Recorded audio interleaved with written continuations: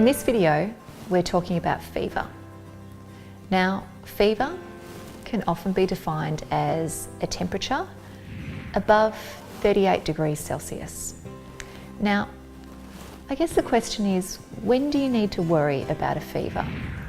And to be honest, it's not about the number. It's about your child as a package. Now, under the age of 3 months, babies don't have the immune system that older kids do. So it's very, very important to seek immediate medical help if your baby under the age of 3 months has a fever above 38 degrees Celsius. Very important. One of the most accurate ways to measure your child's temperature is simply with a digital underarm thermometer. Toddlers often don't like staying still to have their temperature measured. However, lift up their arm, make sure that the thermometer isn't caught up in their clothing, straight under the arm and down. And you're going to need to hold them still. Give them a nice big bear hug and simply hold them until the thermometer beeps. Over the age of 3 months, it's about looking at your child as a whole. Fever is actually the body's natural response when it's invaded by a virus or a bacteria. The body heats itself up to try and kill the virus or bacteria that's in there. It's actually a good thing. However, it can make us feel miserable. It is a natural defense mechanism. So, by all means, give your child some paracetamol or ibuprofen if they are miserable. We only give it for comfort. It's not about lowering the temperature. It's purely about making them feel better.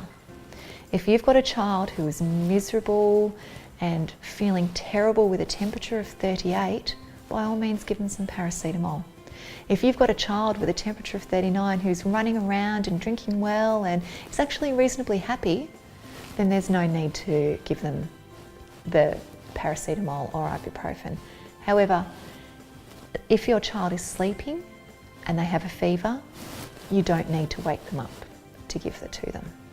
Now, when do you need to be concerned? You need to look at your child as a whole. Now, it doesn't matter what the number is.